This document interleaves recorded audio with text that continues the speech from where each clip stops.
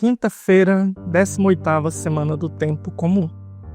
Evangelho de Jesus Cristo, segundo Mateus, capítulo 16, versículos de 13 a 23. Naquele tempo, Jesus foi à região da Cesareia de Filipe e ali perguntou aos seus discípulos: Quem dizem os homens ser o Filho do Homem? Eles responderam: Alguns dizem que é João Batista, outros que é Elias, outros ainda que é Jeremias, ou algum dos profetas. Então Jesus lhes perguntou: E vós, quem dizeis que eu sou?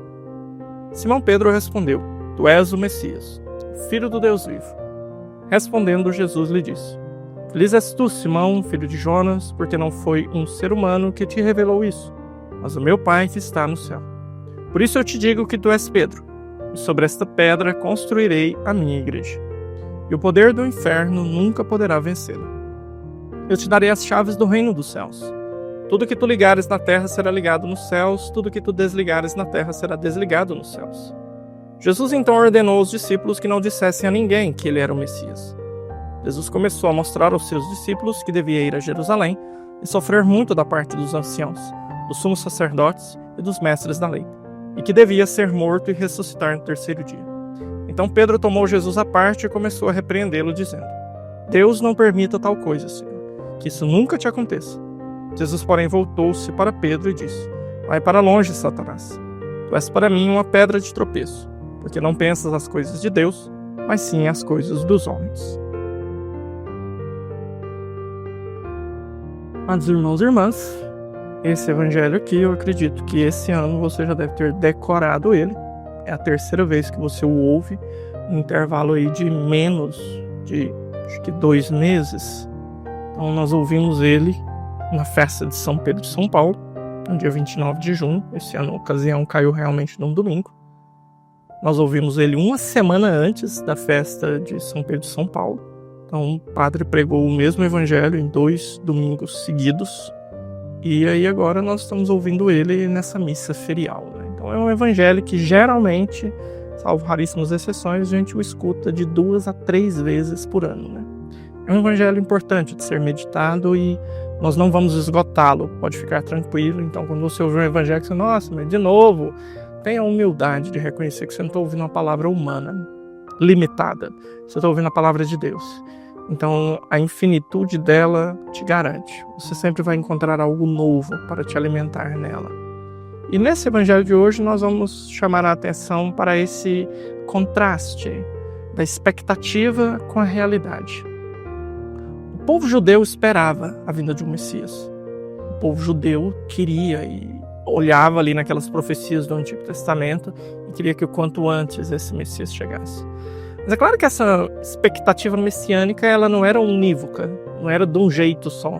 Então havia diferentes expectativas. Tinha uns que esperavam um Messias meio que rei, tinha outros que esperavam um Messias meio que guerreiro, que ia libertar eles daquela escravidão ali de Roma, um Messias meio que socialista.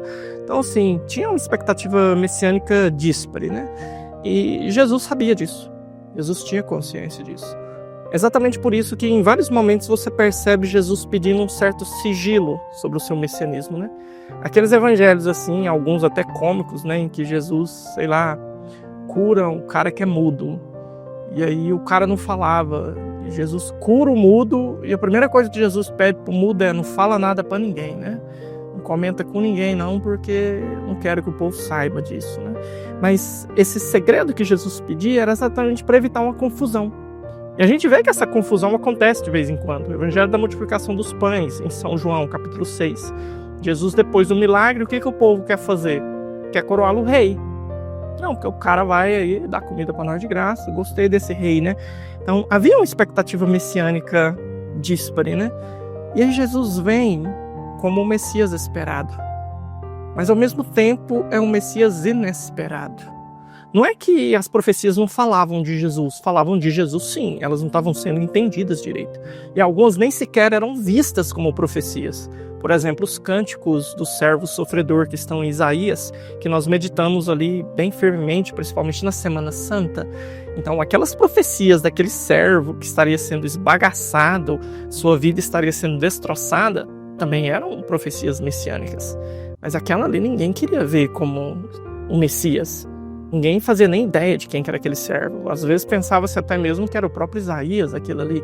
Mas então, Jesus ele traz agora, nesse evangelho de hoje, a sua identidade messiânica.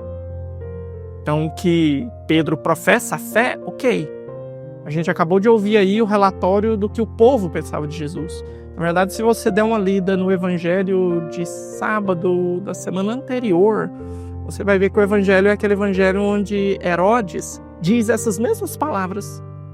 Herodes, ouvindo a notícia de Jesus, diz: ele é João Batista que ressuscitou, não sei o quê, é um dos profetas. Então esse vucu-vucu de Jesus já estava acontecendo, o pessoal já estava falando dele. E Jesus pergunta: e vós, quem dizeis que eu sou? E aí Pedro vem com a resposta inspirada pelo Pai: tu és o Messias, o Filho do Deus vivo. E aí Jesus abre um parêntese e diz: ok, agora que Messias eu sou? Eu sou o Messias que vai ser entregue, que vai morrer, que vai dar a vida por vocês. E aí logo em seguida a gente vê a atitude de Pedro, né? Não, isso não pode acontecer, vamos dar um jeitinho, vamos fazer alguma coisa, né? Jesus reage com firmeza. É interessante porque não é essa a única vez, é uma de várias vezes que Pedro vai fugir da cruz. Pedro vê a cruz se manifestando, parece que ele vira e corre dela, né? E Jesus o corrige com veemência, né? Não é assim. Você não tem o direito de me tirar do meu caminho, né? Esse é o meu caminho. É assim que eu sou o Messias. Eu sou o Messias dando a vida. Eu não vim aqui para resolver os seus problemas sociais. Eu não vim aqui para resolver seus problemas políticos. Eu não vim aqui para resolver suas relias parentais. Eu não vim aqui para isso. Interessante que no evangelho de, se não me engano, do domingo passado, teve uma treta dessa, o cara chegou em Jesus e falou: e aí, ajuda aqui a resolver um problema de herança aqui, que meu irmão tá querendo aqui fazer uma divisão aqui errada, né? Jesus fala: cara, quem que foi que me colocou como juiz para resolver uma treta dessa? Para com isso. Então, assim, Jesus veio para resolver um drama muito mais profundo. Jesus veio para resolver o drama da nossa salvação. Jesus veio para nos libertar de um drama muito maior do que de um opressor externo. Ele veio para nos libertar de um opressor interno. Ele veio para nos libertar de nossos pecados. Então, o evangelho de hoje ele ajuda a gente a evitar um erro que, infelizmente, é muito comum para nós. A gente quer que Jesus seja aquilo que nós queremos que ele seja, mas a gente não está disposto a olhar para Jesus que se revela, reconhecê-lo como ele é e acolhê-lo como ele é. E meu amigo, minha amiga, aqui eu quero te abrir os olhos para essa grande verdade, tá?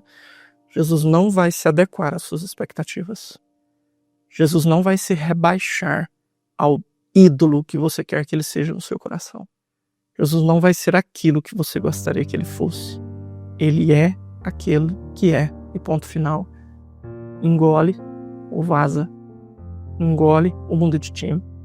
E eu te garanto que engolir é muito melhor, tá? Então por isso, vamos olhar para Jesus hoje e pedir a ele essa graça, né, Senhor? Me ajuda a te aceitar como tu és. Me ajuda a te conhecer. E conhecendo-te, amar-te mais. E amando-te, servir-te mais. E servindo-te, identificar-me mais contigo. Porque assim, verdadeiramente, o messianismo que Jesus trouxe para a nossa salvação seja para nós motivo de alegria.